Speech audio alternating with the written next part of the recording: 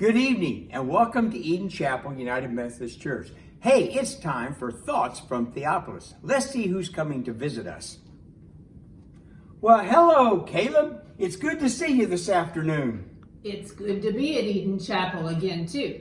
I hope you're having... Well, Rhonda, I'm going to get you. Run! Run, Rhonda, run!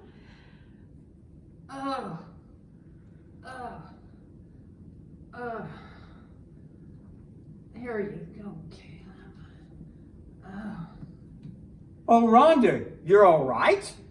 I was afraid you might not have survived that chase.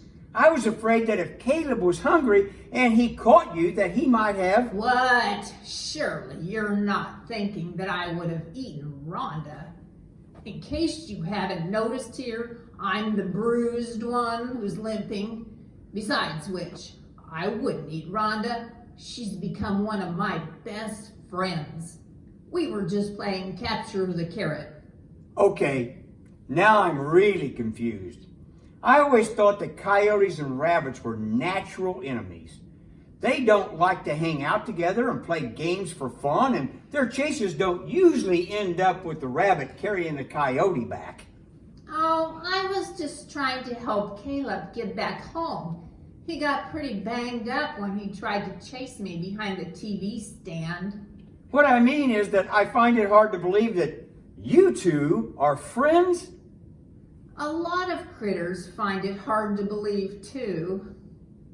That's because they don't understand how I've changed since I gave my life to Jesus.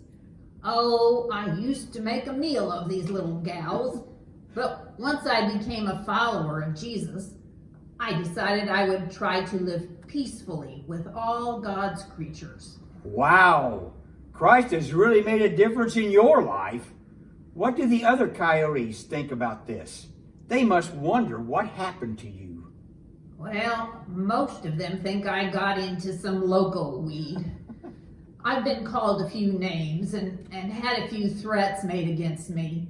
But then there's some that once they hear about Jesus' love for them and his goodness and how that has made a difference for me, they're thinking that maybe they should follow Jesus too.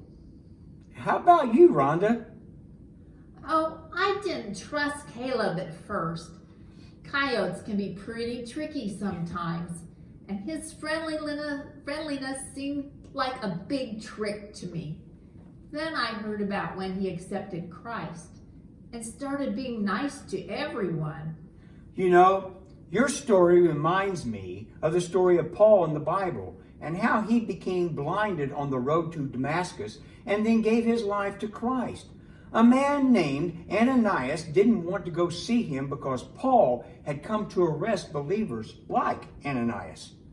Yeah, and then the Jews, who had been Paul's friends, ended up wanting to kill him because they didn't like the new Paul. Yeah.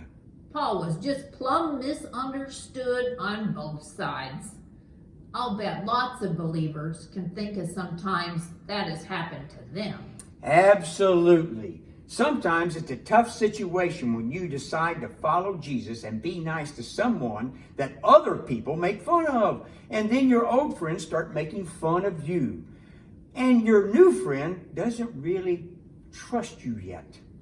But if you keep doing what you know Jesus wants you to do, eventually that new friend will trust you, and maybe even some of your old friends will understand and join you.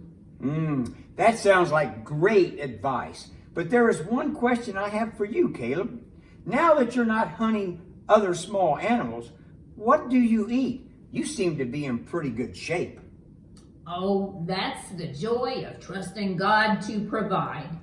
You see, when I started going to church, I got invited to all these potluck dinners.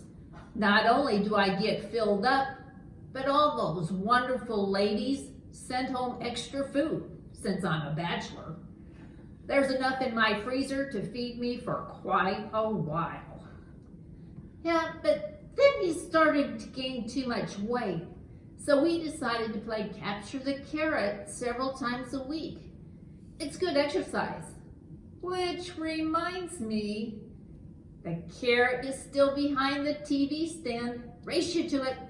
Oh. We'll see you later.